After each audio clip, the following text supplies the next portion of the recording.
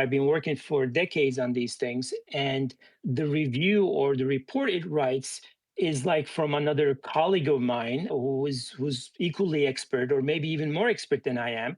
I went through the whole thing that it wrote, and I couldn't find anything that was wrong.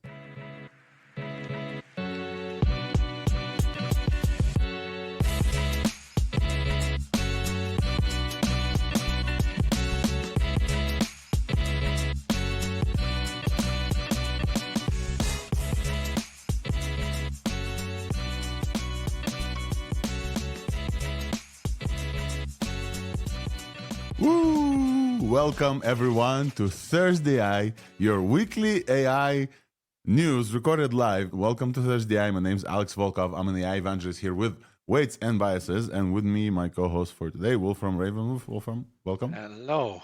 I think we should get the LinkedIn crowd some special properties or something. Absolutely, yeah. So maybe a hoodie. First of all, we need to print hoodies, and then we need to figure out if they're the first Step by person. step. Yes, maybe stickers first. Okay. We have a huge amount of news to run through today, folks. Mostly from big companies and APIs. There's just, I don't know, at least in OpenAI land, there's like a bunch of stuff that happened this week. But also, Gemini released a new thing. Mistral, Anthropic finally came back with some research that was very interesting that we definitely should talk about as well.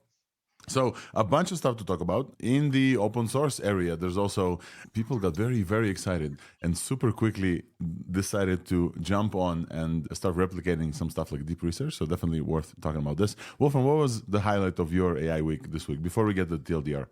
So I personally, my favorite is the Mistral small model because I have benchmark results and it is doing really, really good, better even than the Llama 70B. And o3-mini, that is second place on my charts at the moment. I will drop a sneak peek in the comments. All right, let's do the TLDR.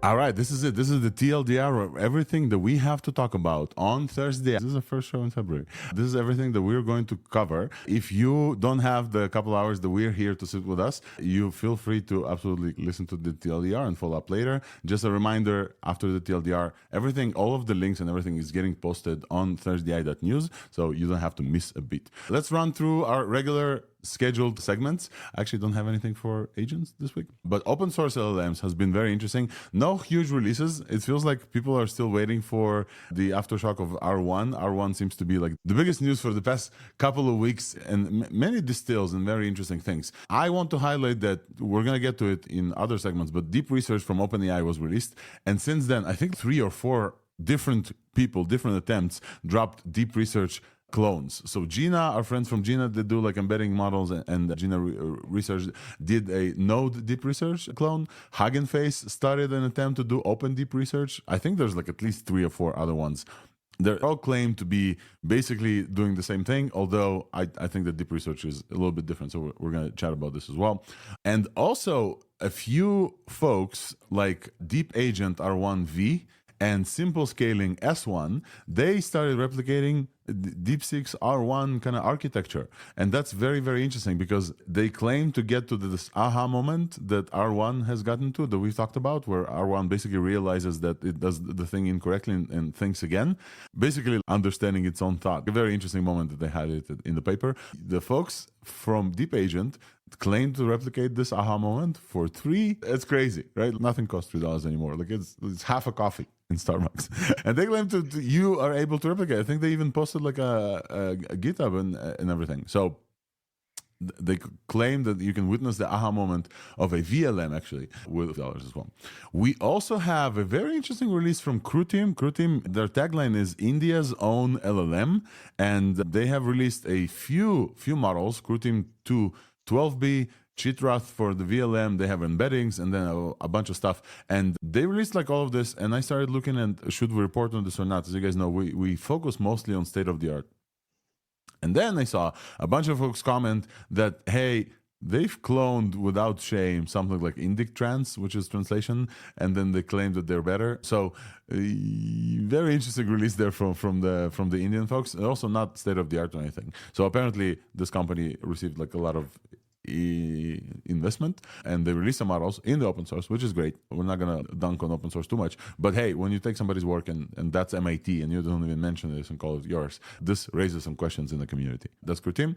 And I think the last thing in the open source that I had is Ace Coder, which is reinforcement learning for code models specifically. It's very interesting. For some reason, this model claims that nobody had models to create high quality code training data with instruction and test cases. So this one is a reward model. And based on this reward model, they also built a model as well. This is in the open source.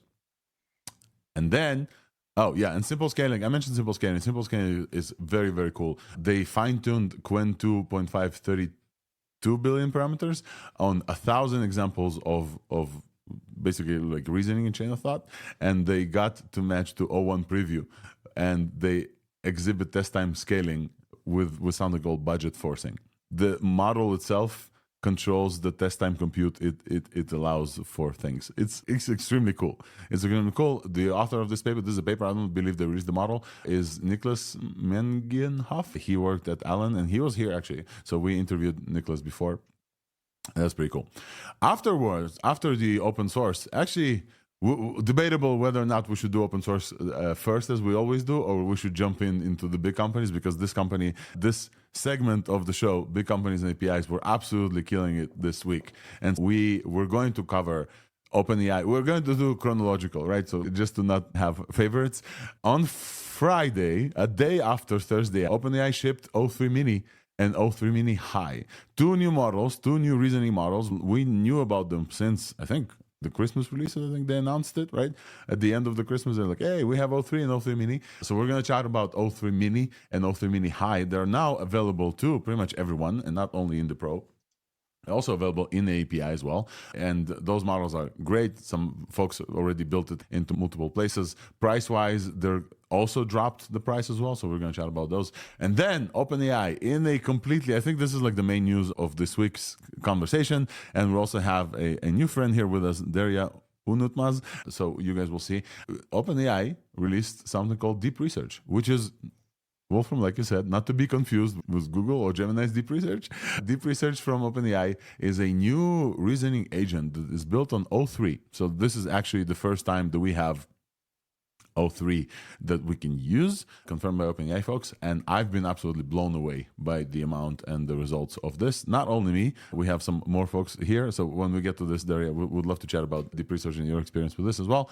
And then just a day ago, Google finally shipped Gemini 2.0 Pro, which we remember as 12.06 experimental. I think they changed it a little bit. 2.0 Flash and 2.0 Flash Lite, which is a new model, which is basically the same, just like way faster and cheaper than Flash. And so we got three new kind of official models. Very interestingly, one of them is in GA, one of them is in preview, and one of them is in research preview or something like this. They're all like, they have these labels for releases, but basically you can use all of them. Again, finally, we're getting some stuff from Anthropic. Anthropic released something super cool. It's called Constitutional Classifiers. It's a research they did to basically have a universal jailbreak prevention.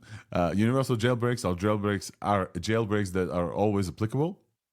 And universal jailbreaks are very hard for models to mitigate against. And Anthropic did some cool research that we should talk about. They also posted a jailbreak me type website that folks can go to and jailbreak. There are some interesting things happening there as well. A few more things on the big companies, and then we can skip this week's buzz. And then I have one huge thing in AI art and diffusion world.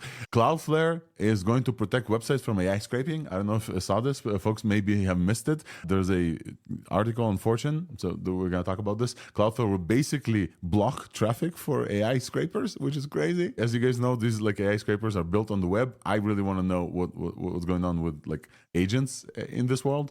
Very interesting. And then Hugging Face becomes the first AI app store. They claim that in their app store, in Hugging Face Spaces, they have around 400,000 AI apps, they call them. Those are Gradio spaces, but they call them AI apps. So they claim to become the first AI app store.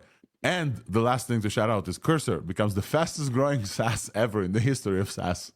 It's absolutely crazy. In less than a year, they got from 1 million ARR to 100 million ARR in Cursor, and absolutely deserved because it's Absolutely ridiculous. Then we're going to skip to this week's Buzz, the category where I update you about everything that happens in the world of weights and biases. And there's the two things. First of all, AI Engineer. If you guys are coming to AI Engineer in New York, and you should, because this is probably the best conference for folks, this one is going to be focused on agents. And yours truly is going to do a workshop there on evaluation. I just got word that my workshop was accepted. Interestingly, we're also sponsoring this event, but this is not a sponsored workshop. So I got in without the sponsorship. Yay. So I'm going to run a workshop of evaluations. If you're there on Saturday in New York, please join the workshop. I would love to see you and kind of like talk about evals as well and learn. If you're there generally in AI Engineer conference, please feel free to come and say hi and come to our booth. And also, just immediately afterwards, I'm flying to Toronto with my friend Nistan here. I'm going to see him. And then we're going to do 2 workshops with AI thinkers in Toronto, one on Sunday, one on Monday. So if you're in Canada and you don't want to fly to the States because of, I don't know, tariffs are annoying you or something, you can come to Toronto and meet with the ThursdAI hosts, where me and Nistan will meet for the first time. Maybe we'll record like a little episode. We're still in the TLDR, folks. We're skipping to AI art in diffusion, where my mind broke this week absolutely with my jaw on the floor to this day. I recorded like a 10-minute video about this. I'm going to gush about all of this today in the show. For that section, I'm okay with you being in spaces. For that section, I would ask you to go on the video with us, because that's mind-blowing. ByteDance released something called OmniHuman 1, which is a human animation model, basically taking one image and some audio and turning this into somebody that speaks. I've never seen anything like this. I've been doing this for more than 2 years. I followed this specific space from WAV to Lip, that like I followed this like avatar like space for a while. I've never seen anything come close to OmniHuman. This is just, I don't know, they punched a hole in the simulation, like multi-universe or something. It's insane, the level of detail they are able to generate from just one image. And then we have some tools updates. Mistral released a few iOS apps and Android apps, which is pretty cool. And then Replit launches their free apps agents for everyone. So basically everyone can build with Replit agents. Just a little bit of stuff this week, just a tiny bit, a bit of a list. And I think that because we have a guest here that wants to talk about open DeepResearch, I think that this is what we're going to open with. And then we're going to skip to open source afterwards. Because I think that, as you guys know, we're focusing on open source in ThursdAI. However, this week absolutely was controlled and weighted by big companies, OpenAI, Gemini as well. So we will definitely start there, I think. And I think we'll start with just introducing our new friend here. Let me see if I can show you guys the screen as well. I want to say hi and welcome to, first of all, the co-host that joined on Space, LDJ Nistan. Welcome. Hello. Hey, everybody. And also we have a new friend of the show, Dr. Derya, with us as well. Doctor, feel free to unmute yourself and say hi to folks and maybe introduce yourself. Hi, everyone. Thanks for the invite. Welcome. The reason why I invited you specifically is because I think we found a mutual excitement in the world of deep research, and you posted that you had some early access as well, and you were like getting blown away. And I'm using deep research basically like a monkey. I have some stuff to research, etc. I research the show. You actually do actual research, and so I would love to kind of chat with you about what this means and how are you accepting this, and kind of like I think you talked about patents as well. So maybe let me start with an introduction to this, and then we'll chat about what this means and how this performs. So on Sunday, I think it was Sunday, OpenAI from Japan released a new update. Just a few days after they released o3-mini, OpenAI decided to give us their second agent after Open Operator. This agent does research on the web for you. This is an O3 based agent, so this is also the first time that we're able to get to O3 and talk to O3. And this agent browses the web for you and is able to follow after some links to other categories and follow with some other questions as well. And it gets an absolutely ridiculous 26% on HLE. If you guys remember HLE, we just talked about this. It's an eval benchmark called Humanity's Last Exam. It has 3,000 multiple choice questions from 1,000 experts around the world. Before deep research and before o3-mini, the highest score on HLE was around 10%, and R1 from DeepSeek basically got 9-ish% as well. Deep Research gets 26% on this supposedly very high. They called it Humanity's Last Exam, and now it's already saturated for 26%. Deep Research gets an insane amount on there. Gaia is another public benchmarks for real-world questions. for deep research type models. And so they get an unprecedented level of, I think, 78%, something crazy like this. And so deep research basically is an agent for research that is confusingly named because there was also a deep research from Gemini. And it is, I would just say, mind-blowing. Wouldn't you agree, Derya? Yeah, mind-blowing doesn't really explain it. I think it's an understatement. It's really something quite amazing. Maybe I'll start with a few examples. I have so many. I'm just trying to think where to start. So, yeah, I had an early access Friday night from OpenAI. Of course, I couldn't speak about it until it was released on Sunday night, but I was literally using it nonstop. I might have crashed their service, maybe. The first things that I tried was, because this is obviously trying to do research, and I'm a big user of O1 Pro, and I've been using ChatGPT since the early days of ChatGPT 3.5. So I'm pretty familiar with what to ask and what kind of prompts. To interrupt, you're one of the folks who got early access to O1 as well, right? I think I remember something like this. Exactly. Yeah, I had early access to O1 preview and also O1 Pro, and I have to say, like, I'm as much excited, maybe even more, with deep research. The first thing I did was to ask deep research write a report on a given disease. I study a couple of diseases, working on various projects. So one of the things that I asked about, which I actually shared on Twitter, is a disease called chronic fatigue syndrome. This is something that I've been studying for a decade. It's poorly understood. It's quite similar to long COVID. Patients suffer for years and years from fatigue and all kinds of problems. And we've done quite a bit of work. So I actually uploaded one of our papers and I said, just find me everything you can about this disease and the recent developments. It took about 10, 15 minutes and it came out with this report. Actually, I'm going to call it review, which probably was the best review I read on the topic. And as I said, I've been working on this for a decade, and I think I was one of the first researchers to really take it seriously. So that was already like, wow, this is something really special. And actually, also read our paper and integrated that with what's known in the current literature and so on.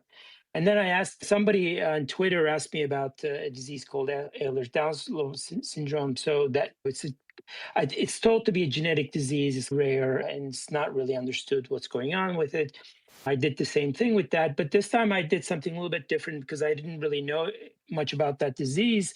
I said, not only do a review and very extensive what's going on with this disease, treatment and diagnosis and all that, but also identify the top 10 questions, like what is the gaps in knowledge? What is it missing that we need to learn? And then propose some potential approaches, experimental or scientific approaches. And again, I also shared that on X, and it was just, from what I can read, it was really, really remarkable. And so the questions were very insightful. And I think that's going to be extremely important for people who are doing scientific research or any kind of research for that matter, because it not only understands what's going on and very up to date and very quickly identifies so these are the missing links. And as a researcher, that's really invaluable for us. It's impossible for us to read, even on our very narrow field, being up to date what's going on, let alone trying to figure out what's missing. So we come up with ideas, and then we have to go back to the literature, see if there's somebody else did that.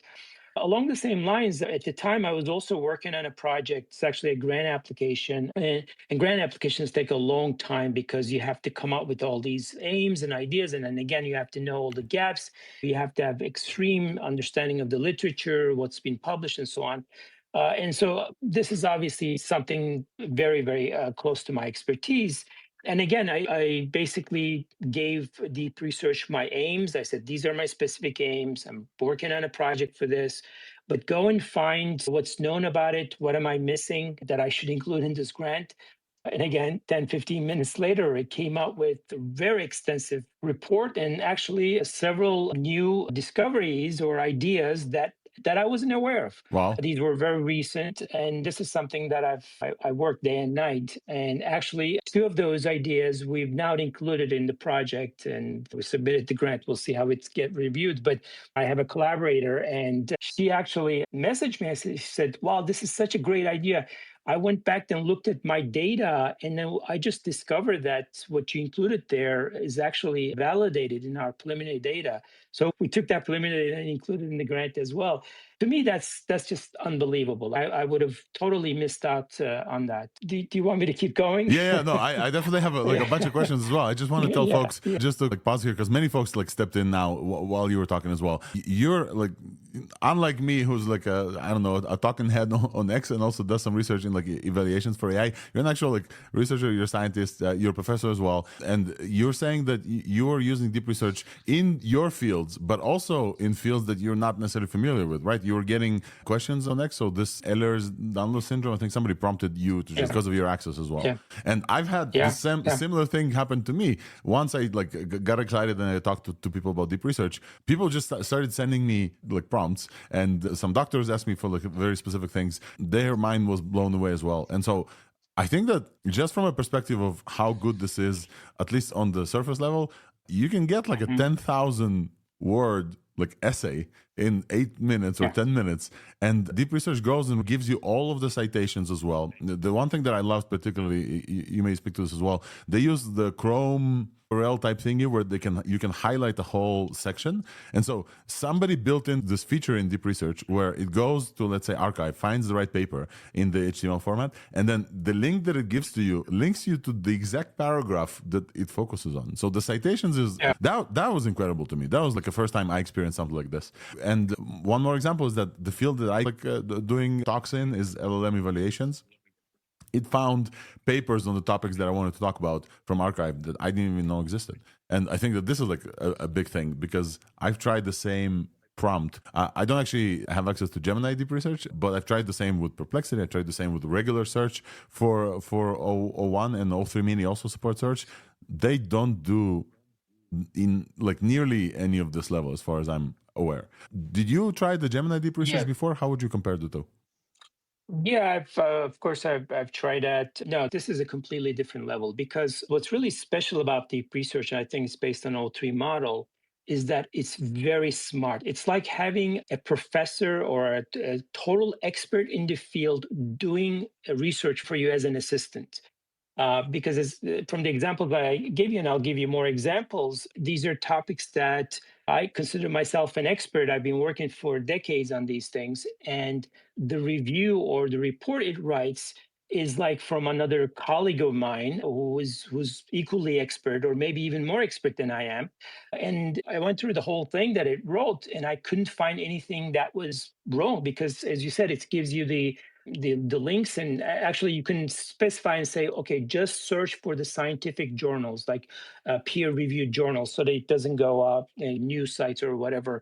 So all of the references were completely appropriate, which actually I included those citations in the grant applications, by the way. And yesterday, a reporter from Nature, which is like the top journal in the world, a scientific journal, called me. And basically, this is what I told her. I said, you guys have a lot of review journals, because we write reviews occasionally on the topic. You go through like a couple hundred papers and you try to synthesize all that, because nobody has time to read all those papers. And you're the expert, so you can really process that and then synthesize it. And so these reviews are very valuable for anyone following the field. I told her, basically, you should probably consider shutting down all your review journals, because there's absolutely no need for it. I mean, Wow. what's the point of writing a review, spending weeks of your life, sometimes months, actually? And I've written reviews before, quite a few of them. I just don't see any point, because, first of all, by the time you write the review and by the time it gets reviewed and then gets published, already like months passed and your review is already out of date. Here, you can get a real-time review on any topic, any scientific topic, very deep, because you can also say, this is only for the experts, or this is only for the lay person. Like the reviews that I had it prepared for, these chronic fatigue syndrome and Ehlers disease, were more, I told deep research, make it such that people who are not expert in the field can understand it. But then I did things that I'm interested in a very high level language. So those were superb reviews. And then another example is I had somebody I knew called me on Sunday. People that are my acquaintances or friends occasionally call me to get some input on their diseases, whether it's a cancer treatment or immunological diseases or whatnot. And I try to give my best opinion about it. And so this person called me from Europe and wanted to talk about his cancer, which I knew about, but he wanted to get some, is there a new treatment for it or any way that I could give him some new suggestions? Fortunately, his brother also got another type of cancer that happens after transplantation. And that was something that's totally in my field. I knew much better about that particular cancer type. And he wanted to know about whether there's some new treatment protocols for it. So, right at that when he called, I was working with deep research. I said, you know what? If you allow me, if you give me the permission, I want to put your symptoms and the lab values, and I want to ask deep research this new model that I'm testing from OpenAI, which is going to be released in a couple of hours. Oh, And he wow. said, of course. So in real time, I uploaded both of these cases without identifiers, of course, to keep privacy and You dumped it just the in symptoms. context, right? There's no upload Yeah, like documents. Yeah. exactly. Well, you can actually Hmm. upload documents. So you can upload PDFs or yeah, that's definitely possible. Uh, so the lab values that were actually PDFs, and then some of it I uploaded that way. Anyway, Deep Research wrote this again really impeccable reports on both of these cancer types, listing every potential treatment. But this is not okay. This, I don't know, breast cancer stage 4, these are the treatments you can do. It was really personalizing to that person's disease, knew what the mutations were, knew what the treatments that they have used. So was saying, okay, there is a new treatment that could be utilized on top of that, or if that doesn't work, if the tumor size is not growing, then you can switch to this tumor. And the other one the one that his brother got, which is again something that I know quite well, suggested actually it was a suggestion that I was going to make a very novel therapeutic, which is experimental, but I think it has a promise. And that's the first thing he came up with. He said definitely you should try this because and it gives you all the reasons why this particular treatment or this diagnosis or this biomarker makes sense in the context of that person's disease. And it even gave me like locations which are running the clinical trials in Europe, so my friend can go and actually talk to them. And he was blown away. He just he said, I'm just so thankful." And he's actually going to go back to his oncologist. And he said, "I've been to, I don't know, 10 different oncologists. I never got anything so clear and articulate before. So now I start to understand what I need to do." So Wow. to me, that I have to say, I got even emotional about it because it's conceivable that somebody's life is going to be saved because of that. Imagining And kind of yeah, the next few iterations of this, right? Let me just like try. It's impossible to recap. no, Your excitement was like palpable on my timeline as well as mine for not related again, not research purpose statements for science, but excitement was palpable because like this feels to me like another ChatGPT moment. At least that's how I experienced this week. yeah, I that's absolutely exactly what I said. wasn't able to stop deep researching on any absolute topic. I researched anything from the testing scenarios. A friend of mine asked me, "What happens if China and US go into the war right now? Who wins?" Give it like ask deep research to do an analysis. I got a 10,000 word analysis with all different kind of strategic things, and then I also researched kind of restaurants in Denver as well. There's no reason to abuse this like level of power for this research, but I just wasn't able to stop. Partly because O3 and O3 this is our first access to O3 as the model itself, and it's so absolutely smart. And the other one is, first of all, thank you for telling us that documents are able to get uploaded. I did not know this. I just pasted all my Yeah, stuff in the context. there is one trick though, because it's a little bit confusing. Deep Research uses exclusively O3 model, but you can actually start from, I don't know, Chat GPT, GPT-4. People think that if I choose O1 Pro, it's using O1 Pro. That's not the case. But if you just choose GPT, then you can upload documents because O1 Pro doesn't allow you to upload Right, yeah. PDFs. So that might be a little bit confusing, but yeah, you can. And the thing is, the sources links are incredible, but also, I don't know. This feels again like I wasn't able to stop using this just for the O3 like level. I wasn't able to trick it to just give me O3 though. Like it was always doing research, and sometimes it would like search stuff, even though I provided the context for it. So yeah, there's definitely also hallucinations as well. So folks may listen to us and say, "Hey, we just like broke through a frontier," and I absolutely think we did. There's also, let's talk about limitation. I think you mentioned one important one. This doesn't have access to gated research as well, which is like a big problem. Yeah, that's a problem, but that's not the problem of OpenAI. In fact, I think I linked to Sam Altman as well. If they could do something about this, that would be unbelievable for scientific research and for humanity.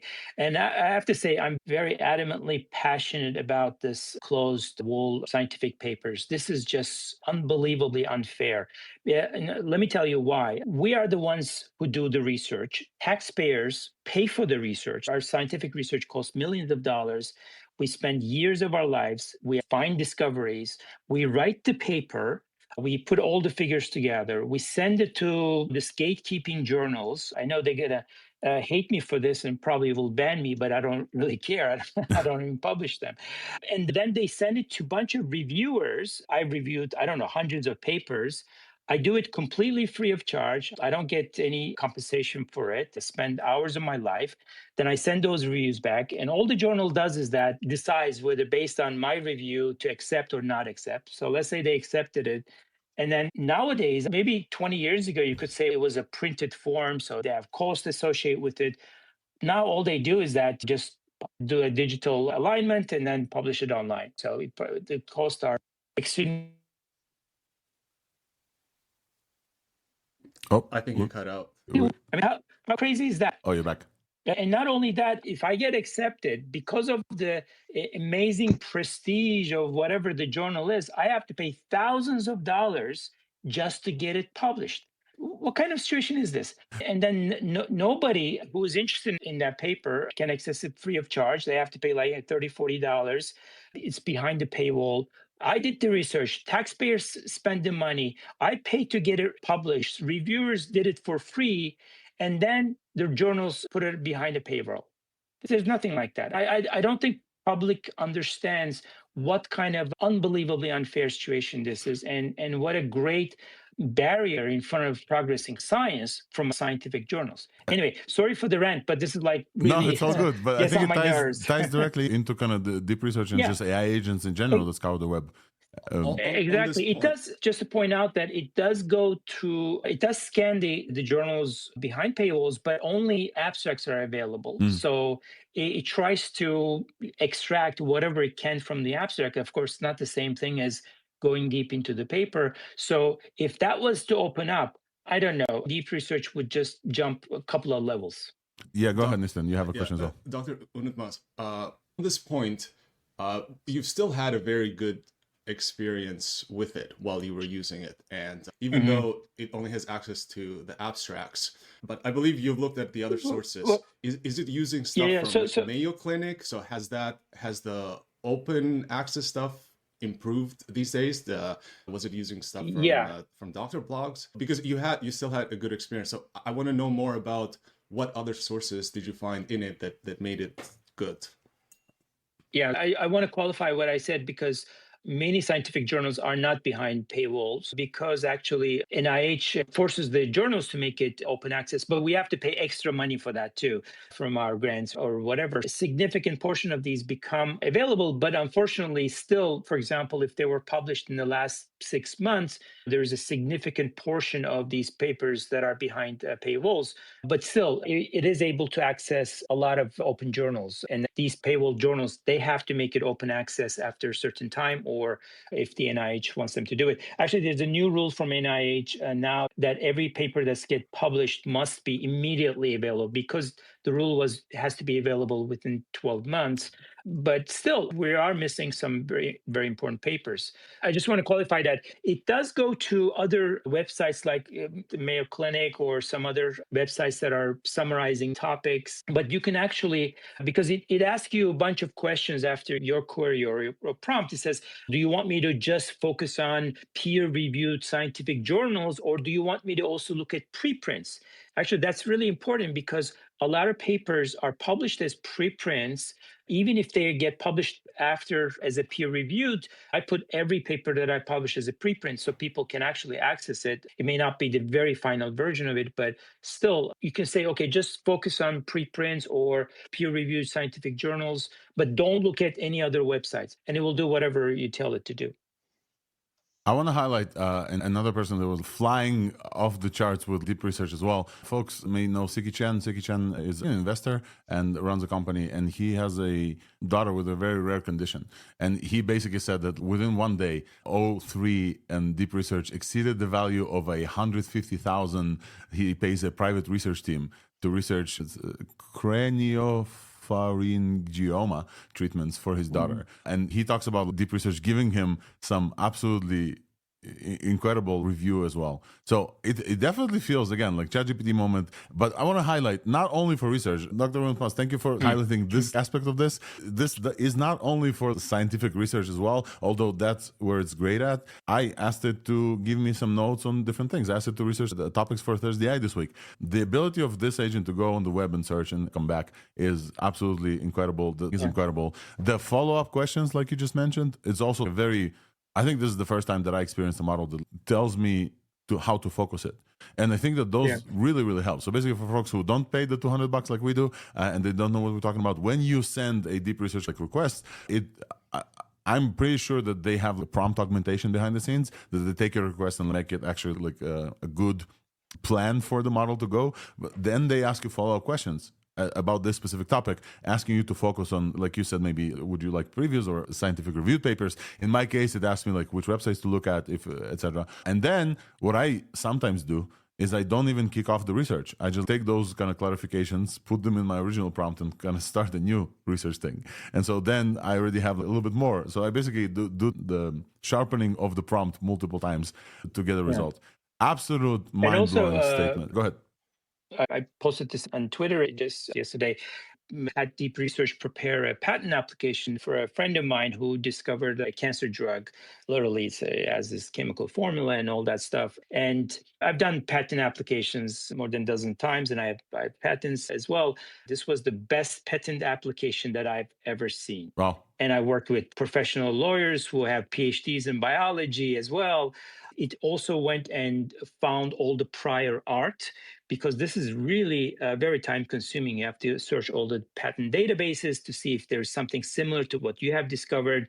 It understood the chemical structures. It made 23 claims. Each of the claims are very well justified, because this is a huge problem. Like you send a patent application and then a patent reviewer will come back and say, okay, claim number 7857, whatever, they're not relevant because you haven't done your prior art search and it's already been published or whatever. And it was going through, it was a 25 pages of single-lined patent application on a very, very specific molecule. It would cost over $10,000, probably much more, and taken weeks, maybe months to prepare it. I'm just saying these things so that people can start to appreciate what kind of an impact this will have. And these are just my examples, and I'm sure others in education. I think it's going to completely change the way we do education. Let me just give you that example because this is really cool. Just for curiosity, I told Deep Research to come up with a sort of a lesson plan for 6th or 7th graders on American colonial history. Something very specific, and I said, you just make the plan, and then give me the lesson for the first week. But make this the education of the American colonials in a very fun way, like a story, because I have to say, I didn't like going to school. It's so boring to listen to all these facts, and I really don't know how I made it. But because you don't enjoy it, you don't care about it. And I said, make sure that when the student reads this, it not only it's fun for it, but it tries to understand why is it important that I should know about American colonial days, the early pilgrims, and then come up with questions that are fun to answer. And it came up with this unbelievable story. I actually read the whole thing because it says, imagine you're a 12-year-old child in a Puritan village in Massachusetts around the year 1640. The morning sun is just peeking through the trees as you wake up in a small timber house. In the afternoon, you get a couple of hours to attend a lesson at the village meeting house, which serves as both the church and the school. Like all Puritan children, you're taught to read so that you can read the Bible. Every Sunday, there's a holy day. It's the day you get break from the farm work. It's not the day you rest in the modern sense. It just keeps going on. It was like Incredible. such an incredible story.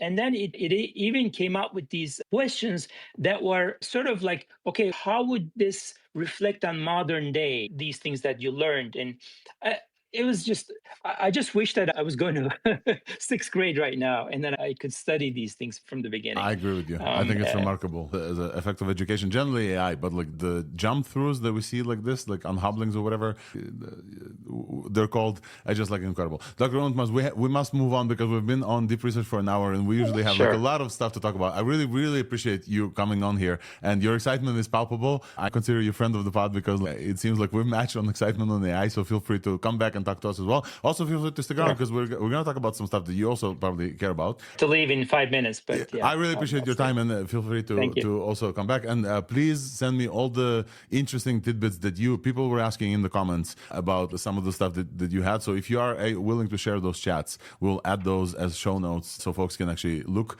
and then read for themselves. Because again, Deep Research is currently only for O1 Pro users, which is $200 a month. Everybody who I sent a few examples, they're like, okay, this is the straw that broke the camel's back. I'm going to upgrade and test it out for myself. And it's also available now in Europe. Yeah, I don't know if you saw, they decided to release this in Europe as well. But many folks don't have access. Dr. Unutmaz, thank you for joining. We'll round up some of the favorite examples as show notes for the newsletter after this. Because the next topic that we have to talk about is also relevant, is o3-mini was released on Friday. And o3-mini, we've been waiting for o3 since, I think, the last of the 12 days of the Christmas ships from OpenAI. And o3-mini is like the first attempt at that. And I don't know, folks, have you been trying Mini? Wolfram, I think you mentioned you did. You wanna take the first stab at what we're looking at? o3-mini, it's very fast. I had about 140 tokens per second, so it was one of the fastest models. It's very cheap compared to, I did a benchmark run of the previous O1 preview that cost me almost $50. And this was just $2.50, not even that. So it's definitely very fast and it is very, very good. So in my tests, it was on second place. Only DeepSeek was ahead of it, but it went ahead of O1 preview and O1 mini definitely. So great new model, very fast, and good job, OpenAI. I criticize them a lot. Go ahead. I criticize them a lot, but when they do something good, I have to say it as well. Yeah, absolutely. So competition math. Let's run through some ULs for o3-mini and o3-mini high, which we need to talk about what high means. Competition math is 87 on o3-mini high. AI Me 2024. If you guys remember, like when they released O1, this was the highlight of these reasoning models. They do competition math, which was ridiculously like complex problems. And then O1 preview got 56%. O1, the full O1 gets 83. o3-mini with high, with like the reasoning tokens turned up all the way, gets 87, higher than O1.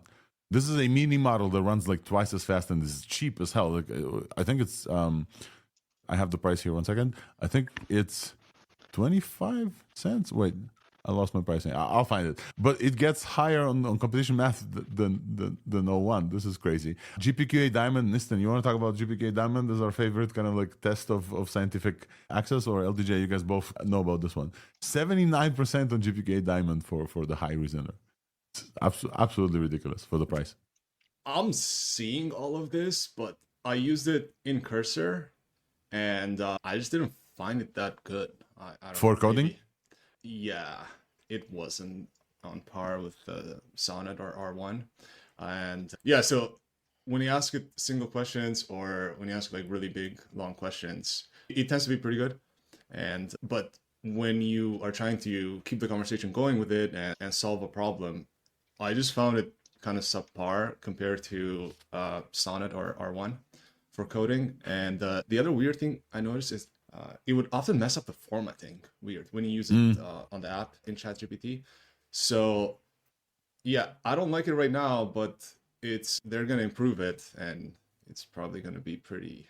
I will say this. If you guys remember, we love simple bench questions like the Ice Cube question here. We love like some other ones. Those questions were built to trip up large language models. o3-mini scores less than O1 on those, while using significantly more tokens. I did some evaluations with using Weave, and I can show those as well. The amount of tokens is just absolutely ridiculous. I think we're talking about 180,000 tokens for a single question sometimes. That's because you get charged by the number of thinking tokens in addition to output tokens. We can show like the total like time and tokens as well. The o3-mini on high thinks for such a longer time as well. So these charts that we're showing right now, the competition math, etc., they don't necessarily represent the time aspect of this. Maybe worth talking about what o3-mini high is.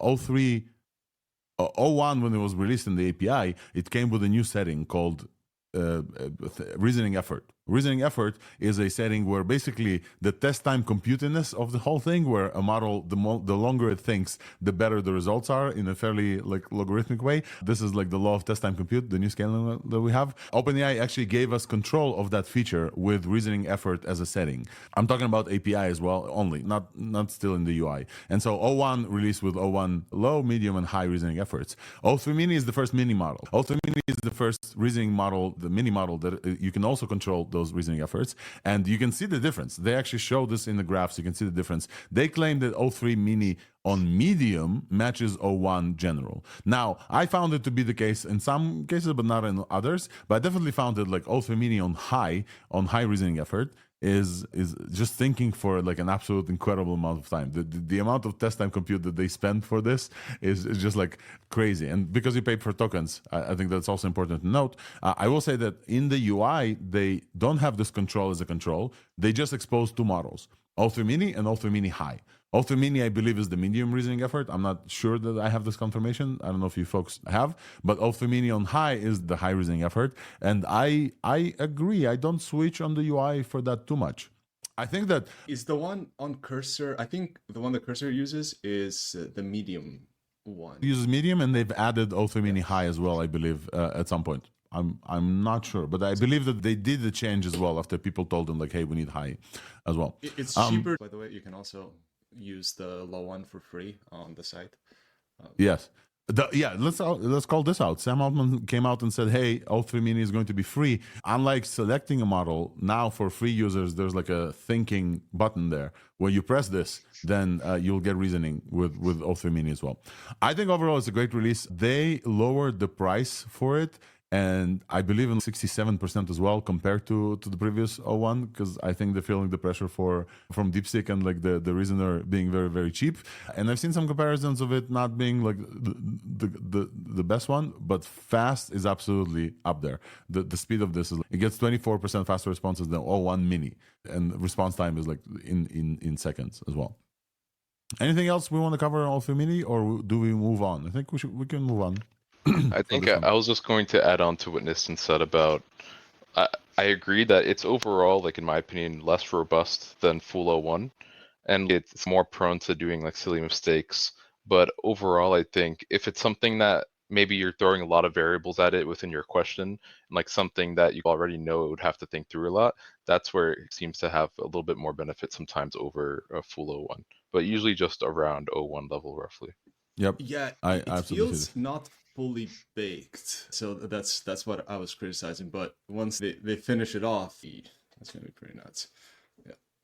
Yeah, I agree. Okay, folks, let's move on, because the next thing in the big companies and APIs is a celebratory, congratulatory thing for folks from Gemini. Gemini finally, Google shipped us Gemini 2.0 Pro, Gemini 2.0 Flash, and 2.0 Flash Lite, a new model or a new distilled model from Gemini Flash that's significantly faster. The very few interesting tidbits about this, let's run through them. They have shared evals.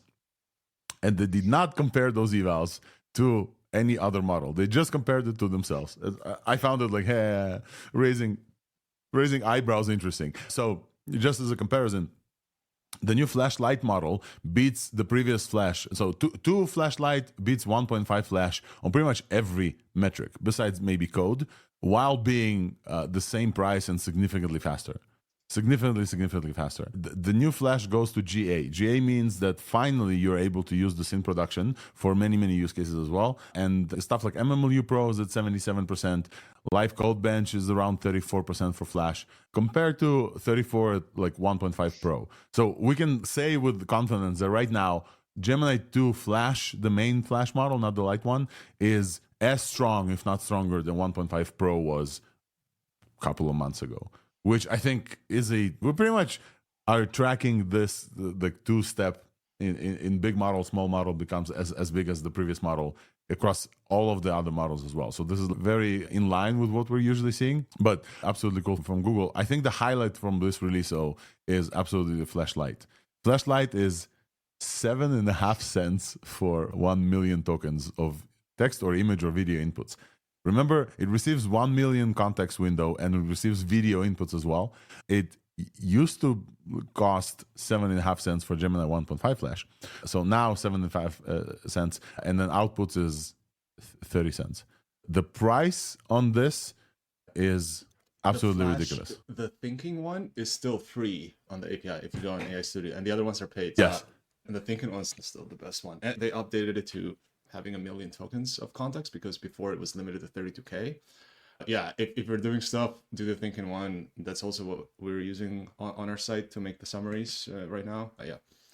Yeah, so Gemini Flash Thinking Experimental 2501 or 2101 is very a mouthful to say, but that one is absolutely still like free for testing different things. I want to highlight as well for Flash Lite, the new model, the rate limits are twice as much as the regular Flash. So if this is a concern for you, rate limits for different things like real-time stuff, rate limits is like at 4,000 RPM, which is a lot for the paid tier, and even like the free tier is 30 RPM, 30 requests per minute for the free tier for the Flash Lite, and it performs as well as very close to 1.5 Pro from previous years. Absolutely incredible release from Google to celebrate the Gemini 2.0 like release finally. It's also now in the Gemini app as well. So if you're not like in the AI Studio, although I would say this, folks in Google, please don't kill me. I don't see a reason to pay for Gemini Pro app because AI Studio is free and so good. Like they made it so good. So why do you need an app? That's the only thing that I want to say. Anything else, folks, on Gemini? Don't you get it for free even when you buy a Pixel phone? I think I got it. The advanced that's true. With a Pixel phone. That is, you can subsidize it. I tested. Yeah. Go ahead. I wanted to say I tested this as well, and it was 10 tokens per second slower than the o3-mini, just marginally slower. That is still very, very fast, about 130 tokens per second. It was not as good in the results. O3 is still ahead. But of course, it's 10 times cheaper. 10 times, exactly 10 times cheaper. Like I think it's almost exactly, yeah. Almost exactly 10 times cheaper, which is quite incredible. So shout out to Google for this release. I think I want to talk about. Go ahead. The ultimate sleeper model. Like we always talk about Gemini being awesome. I don't know if you might say it like it's a Gemini hoodie. It's a sleeper model for anybody else, and I don't know why. Google is just absolutely crushing everybody else on price. LDJ, last comment on Gemini, and we'll move on to on-topic stuff. Yeah, if you could scroll back to those benchmarks real quick. I saw it is like a bit concerning to where if you look at it is, I can't spot it right now, but one of those benchmarks, it's like actually scoring worse than like Flash Lite 2, it seems. Which model do you mean? The 2 Pro experiment? Sorry, 2 Pro scoring worse than 2 Flash Lite in preview in one of them. And there's also, in a lot of the benchmarks overall, it seems like it's not like that much of a significant leap over it. And so I think, I don't know, there's a lot of questions of like how much bigger is it? And people are going to make comparisons of how much more expensive it is. But I think maybe it'll be really good at, if you look at simple QA score, like that's where the biggest leap seems to be, where that's like a hallucination test kind of, like seeing how well it can actually learn and understand general knowledge. So I think that's where it might really have a strength. So just for context for folks who are listening, 1.5 Pro was 24% on Simple QA, and it's Simple QA is like world knowledge with no search enabled. And like Gemini 0 Pro is now at 44%, so almost twice as much on the world knowledge as well. So this model is like significantly better at understanding the world. Still 4 points lower than DeepSeek R1. Just saying. And just quick speculation. I think the Pro model is a bigger model with an older architecture, and the newer one is just they've done something different. That one just hits different. I'm gonna say yeah. Anyway, just use the thinking one. Don't use any other one. Just use Flash thinking for everything. It's so fast. It even goes to 190, sometimes 300 tokens per second. Yeah, it goes incredibly fast. One thing that I wanted to highlight is, do you guys know how annoying this is when a company releases like benchmarks and it's a table that's only their benchmarks, etc.? Comparing one-to-one is like incredibly taxing. I gave DeepResearch the task of comparing these evals to somebody else's evals, and it did swimmingly. I just want to show you like what we're talking about. It's just like I basically just said, hey, here's all my, go research the Gemini 2.0 like evals, and then compare them in the table to evals from DeepSeek R1, for example. I hate this task myself. Copy and pasting, like doing this thing. DeepResearch did like an amazing job and gave me like a link, and you can see this table for folks who are watching this as well. You can see a link directly to like where they took off this. I didn't test, so I'm hoping this like it's not hallucinated, but you get a site. So for a live code bench, for example, 57 for DeepSeek R1, and then 36. This looks accurate, by the way. This looks accurate just from eyeballing it. For eyeballing, yeah. It does like a really good job at doing cross-check for multiple things and being very, very smart at this. So yeah, we now have an example of comparison between Gemini 2.0 and DeepSeek R1 and Claude 3.5 Sonnet, which Google did not give us, but now we have it. Let's move on, folks. I want to move on to the next topic on our docket. Again, big companies, APIs. We are here for a long time today because there's a lot of stuff to talk about. Anthropic released something called constitutional classifiers, which is a universal jailbreak prevention. When they also released a way to kind of like play with this. Basically, very, very interesting research from Anthropic, including like research paper on this topic. Some folks criticized them that they didn't really give us the prompts themselves. But basically what they did is they've trained classifiers, which means smaller models that run on inputs and outputs. And they basically try to classify them whether or not they're like a jailbreak attempts as well by sourcing a bunch of jailbreaks from the community, and they kept sourcing it by releasing this kind of like Claude UI where basically there's 8 questions and you need to extract the information from Claude, and they have those classifiers running there. Very interesting that the community refused to participate in this experiment, saying, hey, you're basically taking our money for free. And so if you guys know Pliny the Liberator, Pliny the Jailbreaker, they actually cite him in this research for his God mode universal jailbreak. They used jailbreaks from Haze Labs. If you guys remember, we talked with Leonard from Haze Labs on the pod as well about their bijection attack, which is a universal jailbreak that is basically the smarter the model is, the easier it is to jailbreak with bijection. So they collaborated with those, they cited them as well. They did a bunch of research into jailbreaking, and basically the outcome is nobody was able to break more than 3 of the 8 questions that they had on the site. Though the other side of this is that why would they? Why would folks just spend their like best jailbreaks on Anthropic without getting something back? And so Anthropic came back and said, okay, we'll pay you like $25,000 if you break all 8 questions. And people still, we don't care about the money. Release this in open source. So very interesting. But the constitutional classifiers idea is very interesting. Those are guardrails on inputs and outputs that try to specifically understand whether this is an attempt at jailbreak. Either it's an attempt to have the model respond with like lead speak or something, different things like this. They use like a bunch of synthetic prompts for this, and this prototype version withstood over 3,000 hours of human red teaming. So they hired a bunch of red teamers to try to break those models, and this prototype basically stood as well. One highlight there is that usually the problem with those kind of things is refusal.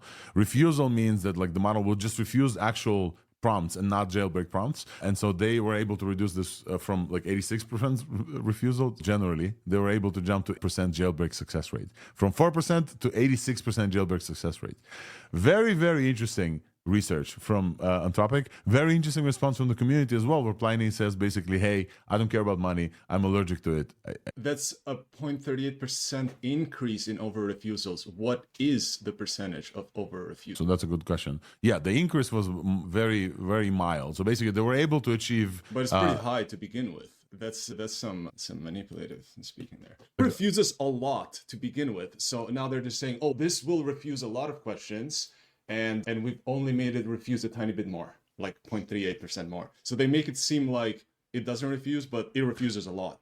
A lot, and then but the jump from like this new model refuses not that much. I think this is the highlight. But yeah, I agree with you. Refusing is still a problem for jailbreak prevention. It's also a problem I've heard from people that are like psychologists that use this in their clinics, and other people. So they have people that have gone through abuse or something, and they're just trying to get the logs and summarize it for their job, and they can't rely on this type of model to do that. Yep. I'm not going to even bother to help to play censorship regime of the Emperor Dario Amodei. Anyway, that's my opinion on it. I hear you, man. I hear you. Strong opinion on that as well. But Please in general, I think the guardrails are a good thing, because when we run the model and not just use it, we run it for others. We have to protect it and make sure that it is not being injected and stuff like that. So the idea is good. And I see an issue here, because remember when we were discussing if Claude has gotten worse or gotten dumber, and we found out that there are injections where their classifier detects you are asking something it shouldn't answer, and they inject in your own prompt that it shouldn't answer that. So that was one way they dealt with that before. And we have model versions, and we know, if they don't cheat, that the version is what we get. But if you have classifiers on top of that, and those get updated and changed and so on, you get different outputs. Then how are those versioned? That has to be how to get reproducible results that way. That is also an open question. We had the same with OpenAI as well, right? They updated classifiers, and suddenly the model was like different, and they start refusing different things. I agree. That's still an open issue. Another open point for open source, where you can host the model, or you can like directly know that there's no classifiers in there. Or you put your own on it. Then you can control it, like the Llama Guard stuff. Yeah, absolutely. Yeah, and just really quickly, if you're running this as a business, or if you're just running any open source model, you don't really need something that complicated, because basically all they do is you just need an extra API call, and then just ask the API call, hey, is this a question about, I don't know, civil engineering, or is this a question about medical procedure? And that's how you prevent jailbreaks. And I mean, if this is like out of the distribution of what you're talking about? Yeah, because most of their paying customers are enterprise customers, and they use it for customer support. That's how Anthropic makes money. So this is what is geared towards. But you don't necessarily need something this complicated to do the same job.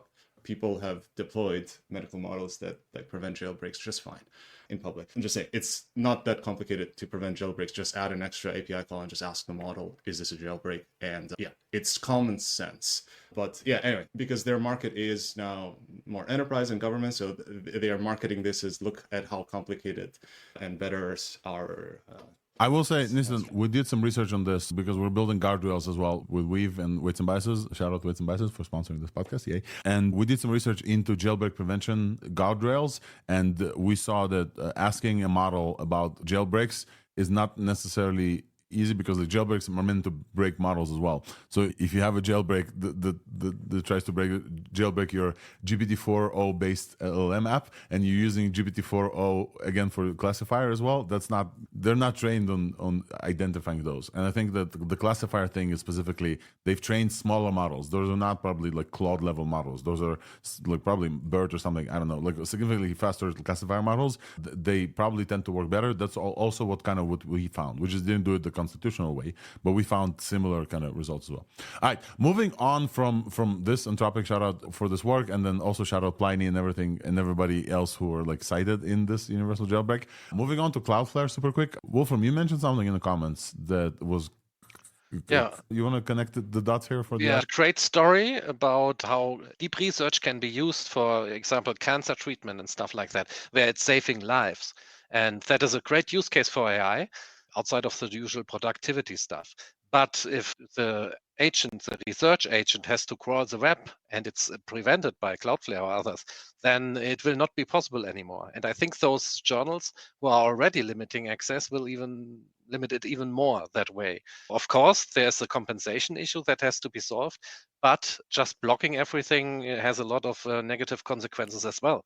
So maybe let's give context for folks who are listening. Cloudflare announced this a while ago. They called it AI audit. And for websites who are protected with Cloudflare, which is a web application firewall and the CDN and like a bunch of other stuff, there is a way for you as a company to just turn on AI audit, and this will look at your traffic and try to identify which of it is actual like human traffic, which is Google search robots as well, or which is AI companies. And they claim that AI companies like OpenAI and Anthropic as well, they scrape at the 100x or 1000x level of Google as well. And basically they talk about this is your content, blah, blah, blah. But then OpenAI basically makes a lot of money on this, and they do.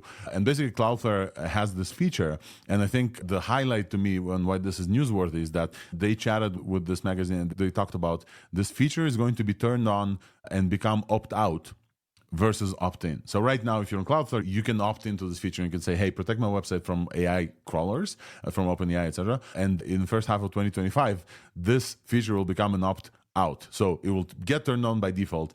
Basically means that all of the AI crawlers that the sites that Cloudflare protects will become blocked by default, like malicious traffic, which is crazy to me. It's absolutely crazy. Crazy for multiple reasons. One of them is these companies still scrape the web to build their websites, and we still know that up-to-date data is important. The cutoff time is important. But also the second part is, what about agents? Wolfram, like you said, what about agents? If agents are getting blocked by Cloudflare traffic, I don't want my agents to be blocked. Like, I consider my agent an extension of Alex. Yes. I don't consider it like for the benefit of OpenAI. This is like my thing that does work for me. Cloudflare, don't block my agent. Like, what the hell? So very interesting how they be able to do this. But they do have some agent prevention stuff. So I just wanted to shout out this out. This is coming very soon. Interestingly, how this will affect the web. The other side of this is that the web becomes increasingly closed because of those AI companies scraping everything. The web becomes increasingly closed. The most famous thing is that Twitter API was open publicly, and open Twitter you can access and search all tweets in the UI. And then Elon Musk basically said, hey, OpenAI is scraping all of Twitter. Let me close it down. So now without login, you cannot look at Twitter, but just by search results. Reddit has closed itself. So if you use a Reddit an operator for OpenAI, that Reddit tells you, hey, log in. You have to log in. You can't see Reddit. Reddit was like the open internet, and now like Reddit is getting closed. So I can see the problem they're addressing as well. So I'm of both minds here. I don't want the internet to get increasingly closed. If this is the solution, let's try it out. But also, I want my agent to perform as myself, as like an extension of Alex, a person, not OpenAI's crawler. So I guess I wonder like where this will land. But people should get ready for some changes in this area. I think the Indonesian ladies with 50 screens in front of them that are picking stuff are going to get a lot of business out of this. I agree. Although Cloudflare can probably block those as well. No, they do have a point, because anytime you open a website, it just gets rammed with random traffic from many different countries. Yep. So they do have somewhat of a point there. And I think if your agentic setup that you've done is good, you'll be able to get around it, because now it can move the mouse, it can see the screen. It's just going to be more expensive. It's no longer going to be you just grab the site, boom, boom. Now you actually have to fire up a VM, fire up a browser, fire up a VLM or an API, and have it actually click. So it just makes it more expensive. It doesn't necessarily stop it. Again, I just hope they have something for like archive.org and the very important organizations to not mess them up. Yeah, I agree. All right, folks, I think we're now clocking at 1 hour and 30 minutes. We talked about deep research with Dr. Laz for the first hour or so. So definitely, if you missed any part of this conversation, definitely follow up. I wanted to say that, again, thanks as always to Weights and Biases, who sponsored this podcast. Not necessarily because I just worked there. It's not a direct sponsor, but because without Weights and Biases, this wouldn't have been possible. And so if you're following with us, pinned to the top of the space is a live stream from WNB Weave. Give that a follow. Now I'm going to jump into a quick corner that I call This Week's Buzz and let my co-host here give a little bit of a break. Not a crazy time break because I don't have that much content there. But basically, This Week's Buzz is where I talk about weights and biases stuff.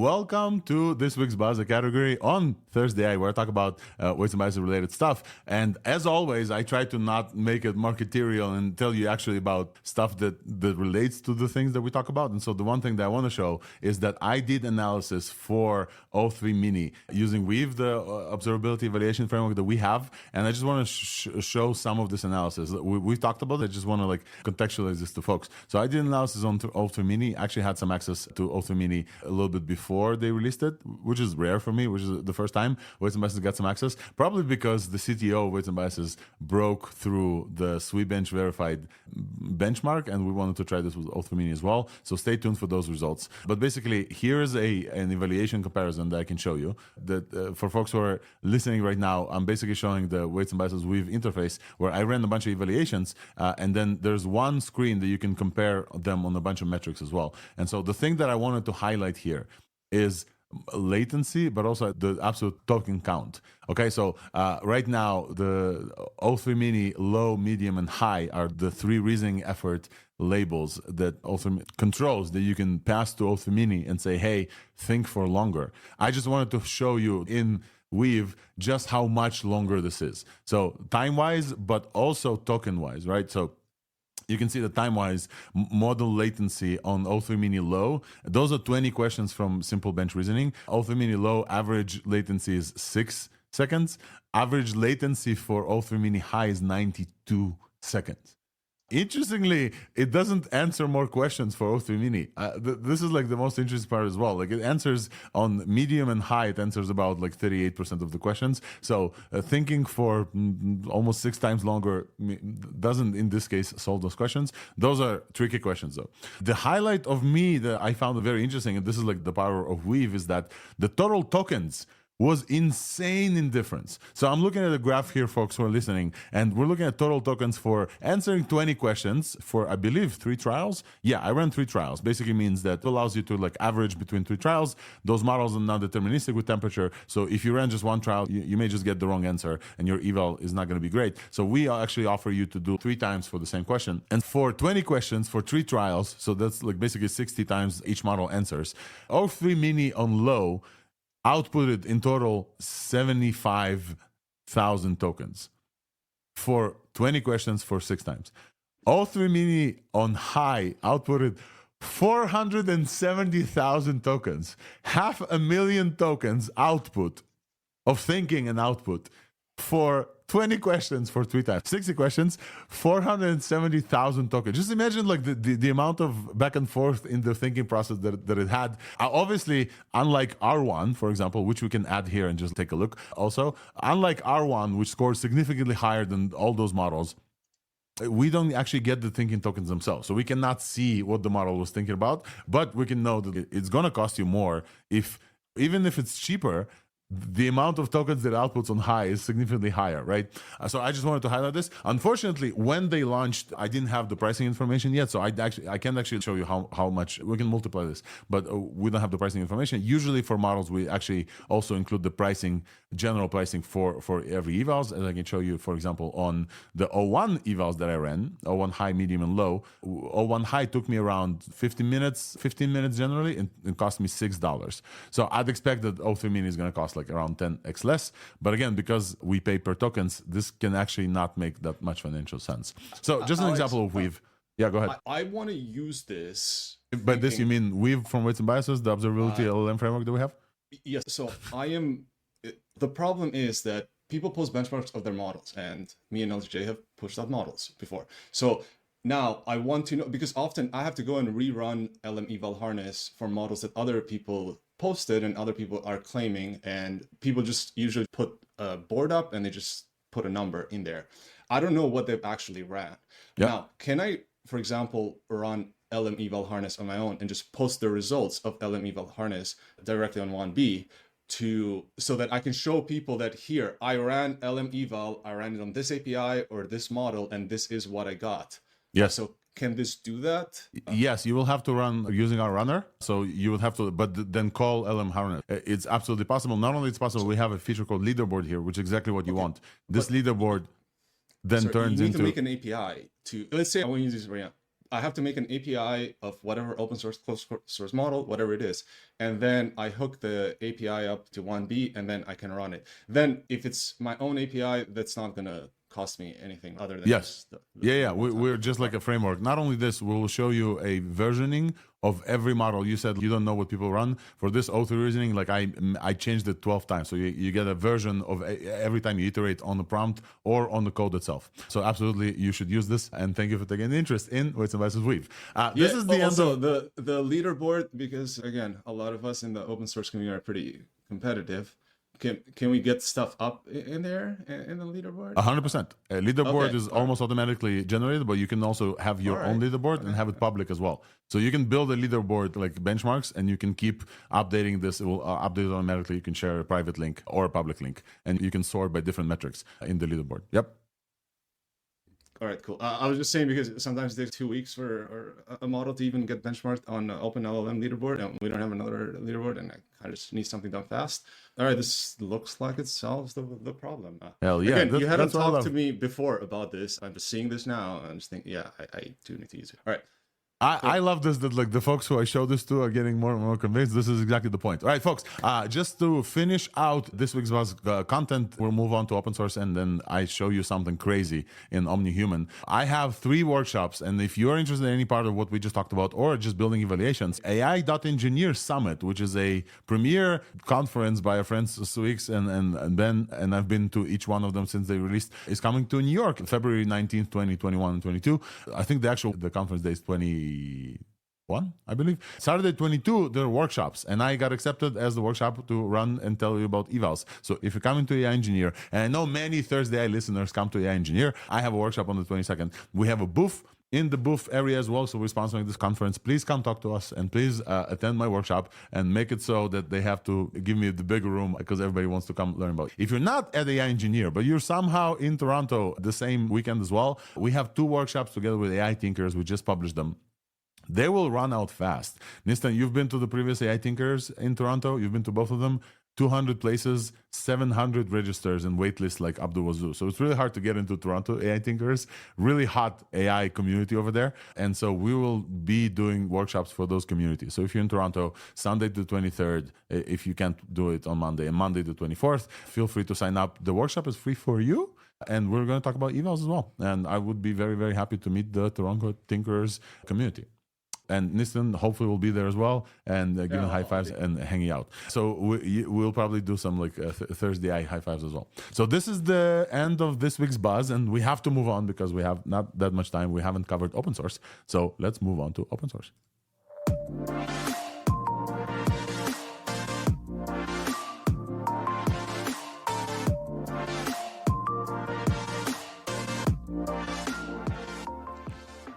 Open source AI, let's get it started. Let's get started, folks. We are in the open source area of ThursdAI. Usually we talk about an open source for an hour or so. There's not a huge amount of news in open source this week. Wolfram, I believe I'm correct in saying this. I want to highlight maybe 1 or 2 and then talk about OmniHuman, because I think that this is like the craziest thing outside of deep research that I've seen. What stands out to you in this week? I'll show you like what stands out to me in this week on open source, and then we can maybe cover another 1 or 2. This week, the highlight to me was how many people think that they can replicate deep research. And so we had 2 attempts, I think at least 5, but at least 2 attempts that I wanted to highlight from our friends at Gemini. They released something called Node Deep Research, and this is basically an attempt to replicate deep research as a concept, which is basically people think it's just running searches in the loop and then doing some reasoning things. I believe that they're wrong.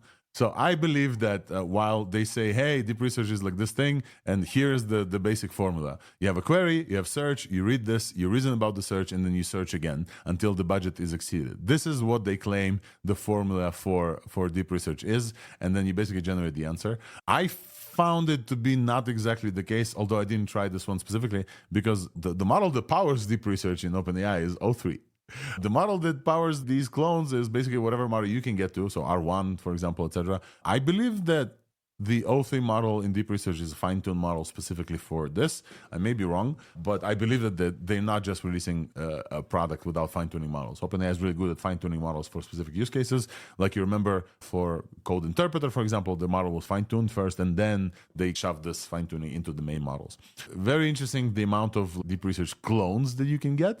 I haven't seen this exact like quality of a product by far. The other one is Hugging Face decided to release Open Deep Research, or decided to announce at least, and they say that we need better research agents as well. One of the guys who works on this is Clementine Fourier, and I believe that Clementine is the author or one of the authors behind Gaia, which is the general AI assistant benchmark, which measures like deep research type things. They also threw shade on OpenAI, saying that the Gaia score that they gave in deep research is not exactly correct because other models didn't get access to tools as much. But hey, this is what Hugging Face basically decides to try and replicate, and we need more in the open source. Absolutely.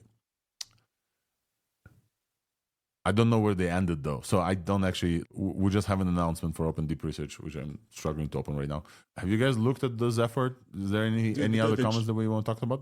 The Gina one is pretty dope. And by the way, if you change the github.com link to .gg, it's only 25,000 tokens. You can just copy paste it in whatever you're doing and have it explained. I'm just reading it now. This is nice. The Gina, I think, is doing it quite properly. I haven't looked at the. Actually, yeah, I've looked at the you mean on github.com, if you change the URL to GitHub instead of com, you put GG in here. If you do this, then suddenly you get to this amazing website that gives you the whole repo as a textual file and you can talk to it. This is what you mean, Nistan, from GitHub? It's only 20,000 tokens, so you can just copy that in any model and then just have it, I don't know, have your agent or whatever. Yeah. But yeah, you can just copy the text. It's not that much code to implement it. This is what I'm saying. So if you're going to implement this on your own, it's only 20,000 tokens of code, so just dump that in Cursor or wherever you want. So this is very interesting for purposes of like just analyzing research. But let's go back to open source stuff. So many other folks try to replicate deep research. I think that it's very important because then again, if I run this on my computer, Cloudflare will not block me. So if we get to anywhere close to something like this, but it runs on like my machine, then likely the solution of gated internet is here. And once O3 is getting released in the API, this could actually achieve that level. So a very interesting comparison and very interesting insights. I want to talk about two other things that happened in open source. Not only did folks immediately start replicating deep research, folks also tried to replicate R1. Multiple folks tried to replicate R1's success because, again, when OpenAI released O1, the reasoning models, nobody knew how they trained. They only talked about RL. R1 gave people basically the roadmap to train reasoning models. And so there's two that I want to highlight. Simple Scaling, a friend of ours that was Nicholas, who was on the pod actually from LNAI, they trained Simple Scaling S1, is a reasoning model fine-tuned from Qwen 2.532b instruct on just 1,000 examples of reasoning problems. High quality data set of 1,000 examples, which they released. They called it S1K. I believe that they released it. Maybe we'll follow up. And then basically they develop a simple test time scaling technique called budget forcing, which allows the model to improve its performance of controlling the amount of test time compute it has itself. I don't know. We should talk about this, folks. Like the model that's a good paper. We should do a reading on that after. I also want to know what LDJ, our in-house data janitor, thinks of this, because he probably... Have you looked at the simple scaling S1 kind of results? Were they getting like very quick, very high results as well? If LDJ is with us, I cannot see. Can you hear me now? Yes, Yeah. there you go. Okay, sorry. Yeah, I didn't get a chance to thoroughly look at the paper. I had a glance at it, and it's the paper where they tell it to say wait recurringly throughout the data, right? This is the budget forcing thing that they basically said, hey, wait, and do more things. Yeah. Yeah, I think it's interesting. I suspect that it might not scale that well as you go to maybe higher parameter counts and you want to push it further to longer training. But it does seem like something that could at least potentially be used to help bootstrap like a phase of training that can end up scaling further with other methods. But yeah, it seems like useful and valuable information either way. The highlight of this is because Nicholas Meninghoff is involved and like LNAI folks, they released everything. There is the paper, the model, the data as well. So you can like actually look at those data sets at S1K and simple scaling. And those, you can see the question, the type and the source and the thinking trajectories you can see, which is like super, super cool. And I think that like we should celebrate attempts like this. They also have the training code here and the inference code here and everything. So absolutely incredible work for those folks. And yeah, shout out to Nicholas and other folks who are like trying to replicate. The highlight to me as well is that they replicated this graph. This graph that I'm showing for folks who are just listening is the graph that's very similar to the test time compute scaling graph that O1 released when they talked about O1. That basically shows that the more thinking tokens you get, the higher accuracy you go to as well. I have a similar graph, prove this in Weave, but basically they show like a logarithmic trajectory going up on competition math, where average thinking time is higher, and they achieve this by keep adding like the weight stuff as well. Very interesting paper, absolutely worth reading this, and it's almost at like 2,000 stars. Let me add another star on GitHub, so like it's blowing up right now. So shout out to folks. Maybe we'll get Nicholas to the chat and talk about this. The other one that I wanted to highlight is there's an additional attempt at replicating the aha moment. If you guys remember the aha moment that we talked in R1, where researchers, the model itself understood that it doesn't know the responses enough, so the model switched to reasoning and went back on its word. So they replicated, these folks, Ling Chan, replicated the moment with a 2 billion parameter model that surpasses a 72 billion parameter model with only 100 training steps, costing less than $3. And they're planning to open source this as well. Absolutely crazy to me. That, by the way, the basis for all these trainings is Quen. So shout out to Jun Yang, our friend, and like the Quen team. The basis for all of these reasoners, fine tuners, etc., is Quen for this as well. So this one with just 100 steps of GRPO, which is the new kind of preference technique that R1 released in their paper, they move Quen 2VL on top of 2 billion parameter, on top of 72 billion parameter at the reasoning, at counting problem. So absolutely insane to me that like with $3 you can get to a point where you're making a 2 billion parameter model outperform a 72 billion parameter model on a few tasks. Just absolute shout out to those folks as well. We'll add those to the show notes. If you're interested in this GPRO approach and other things, definitely give this a read and a try.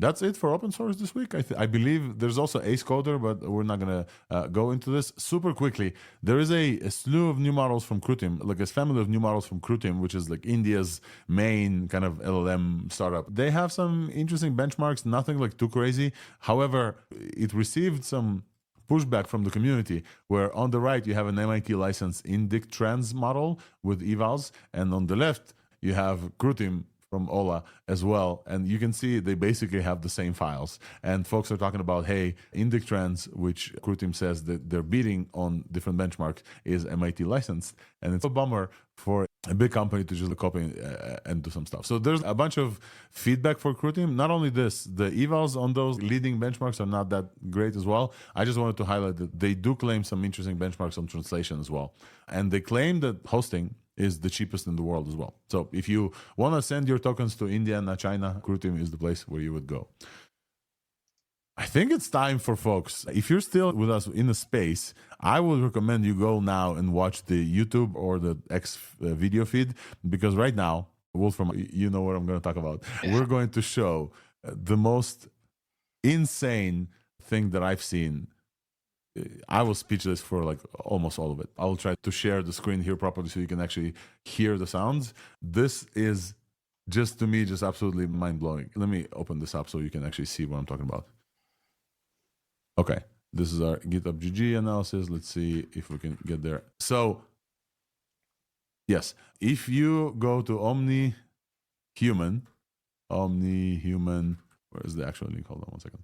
OmniHuman 1 from ByteDance was released, and they call the research rethinking the scaling up on one-stage conditioned human animation models. There's a lot of words here, but basically ByteDance, which is a company that we've seen do some incredible stuff lately, releasing something like latent sync for lip syncing. ByteDance obviously probably trains on all of TikTok. They released this human animation model that completely blew me away. They also released like how they're doing this with like multi-stages, blah, blah, blah. I don't really care. I will just show you some examples and then we're going to talk about what exactly blew me away. This is why folks that are just listening, you probably should watch if you haven't seen this as well. They have a model that takes one image or an image that conditioned with video, but mostly one image, and then does lip sync on it. So here's an example. Let's take a look. 哦嘿，你们是怎么发现我的？虽然我知道这样说有点不合适，但是为了你们的健康， So for folks who are just listening probably to 希 some 望你们 Mandarin, 记得多吃蔬菜。 this is an image of, I don't know, lettuce? This looks with, wild, dude. with some eyes and whatever. We've talked about animating models before. We talked about Halo 3. We talked about the Emo. We talked about multiple ones that doesn't get released. This to me is, I don't know, a step category jump on top of all of them.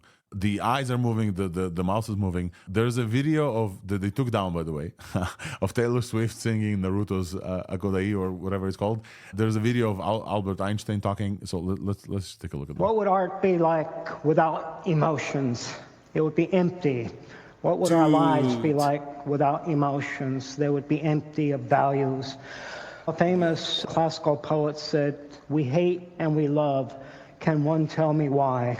This is crazy. It's insane. Dude, you can make Einstein lectures. It looks like 1080p.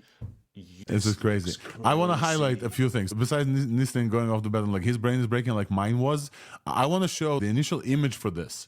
And this is why I want folks to actually look. And if you're just listening, the link to the video that I break down will be in the show notes, right? So just listen through with us. Einstein's image has a black or whiteboard, chalkboard, I guess, back then, behind him. And there's like a circle drawn on this board. And his body is overtaking like half of the circle. You can't see it on the whiteboard. Right, so like his body. Previous models in this area, they just did the lip sync and maybe the eyes and maybe the vocal cords. And remember, we talked about like the earrings moving. I got excited. This fucking model, if Einstein moves a little bit, you can see that it completes the circle behind him. It just invents, like, I'm just like trying to convey what I'm seeing for folks who are listening.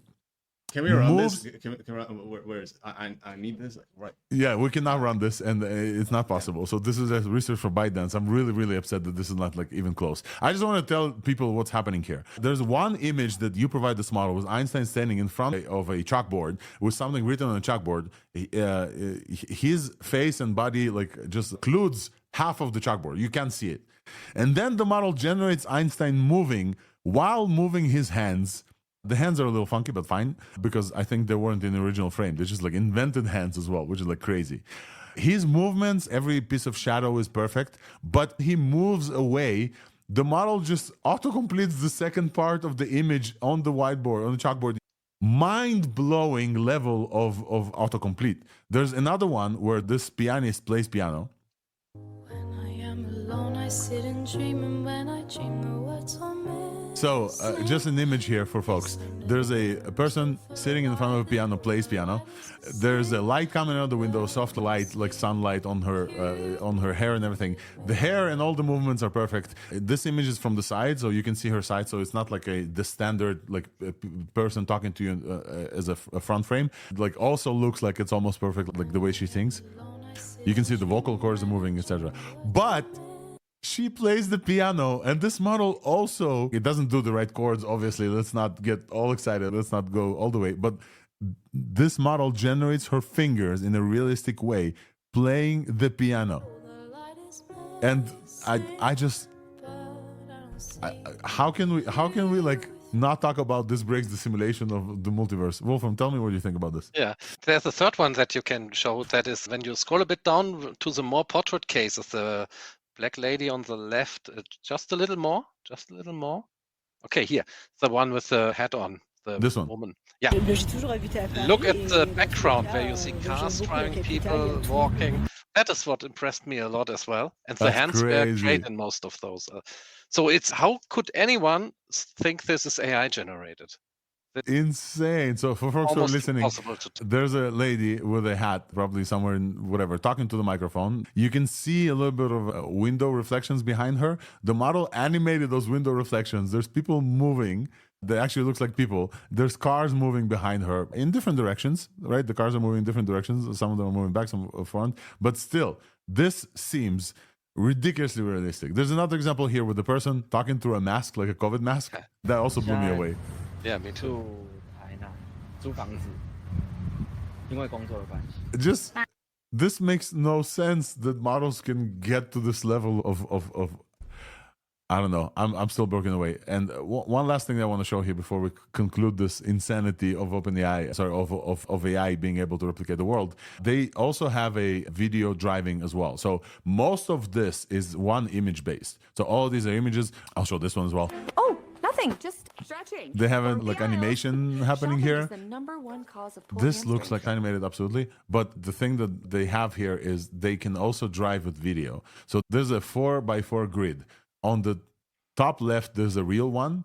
On the top right, there's an image and audio only. So one image and then audio. On the bottom right, there's image, audio, and the body and hands also are animated. And then they take like video driving to get this done. I'll just play all of this without even the voice. And it's impossible to know which one is the real one if they didn't mark this. But how do we produce food without destroying nature?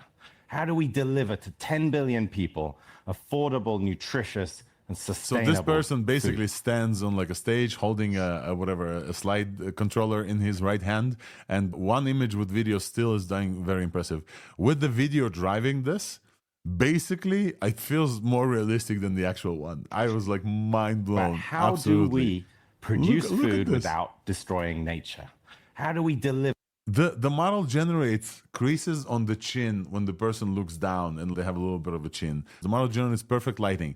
They took down my favorite example of this comedian, which I don't have here, unfortunately. They took it down.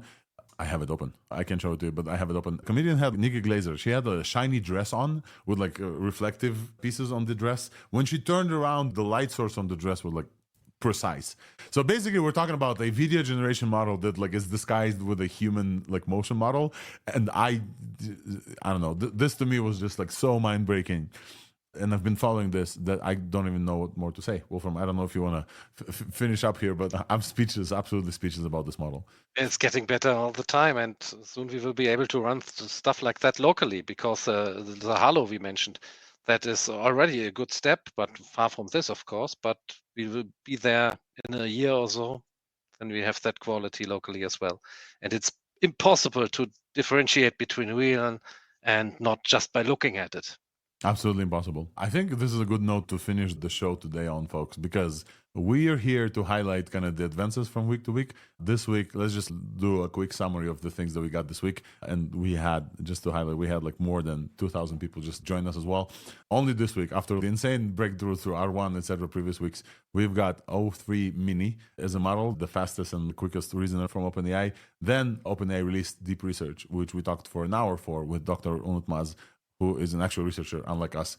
We do some research, but like an actual scientist research, that his mind is completely broken about this. He talked about it generating patent applications that look better than human ones. It generates open review for scientific review models. This is, to me, a ChatGPT moment in AI.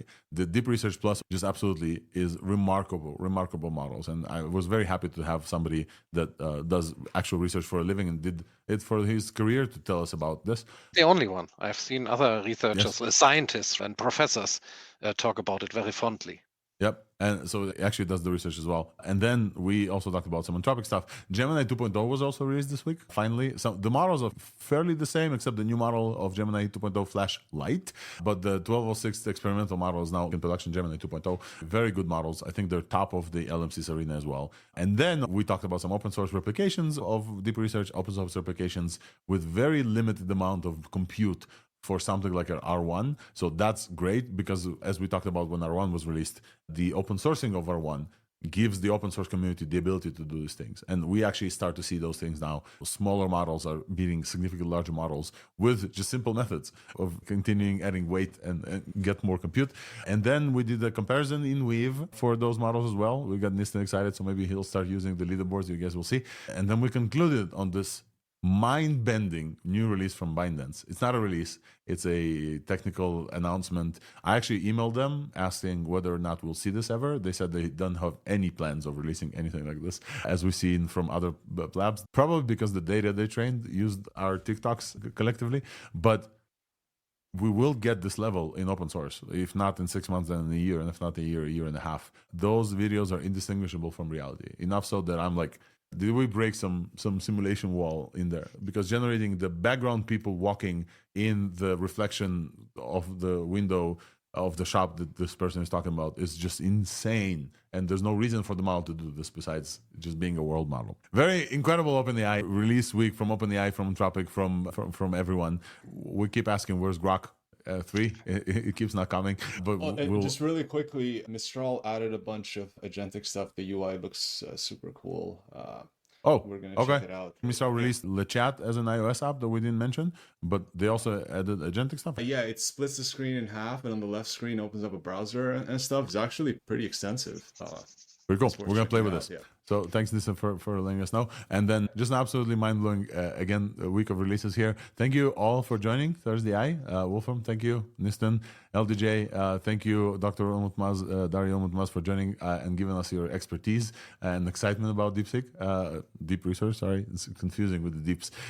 We, as always, are going to post everything that we've talked about here, including show notes and links to everything that we've talked about. So if you skipped any part of the show, you're able to follow along as well. That's going to go live on the newsletter, sub.thursdai.news, and everywhere you get your podcast as well. There's going to be a link. If you're listening to this in the podcast form, please, the best way to support us is to leave us a comment. There's a few comments there. One of them is from Nistan. We want more comments on the podcast as well, folks. So give us a comment and give us a 5-star review wherever you get your podcast. We are, by the way, the 8th tech news podcast in Russia. I just wanted to tell you this. Number 8 in Russia. So out of all of tech podcasts that Russians are listening to, maybe my accent is, we're the 8th. I think we're like 90 in Germany. I think we broke top 100 in the US as well. So if this is your jam, give us more stars and give us more listens in the podcast on Apple as well. We're breaking some charts.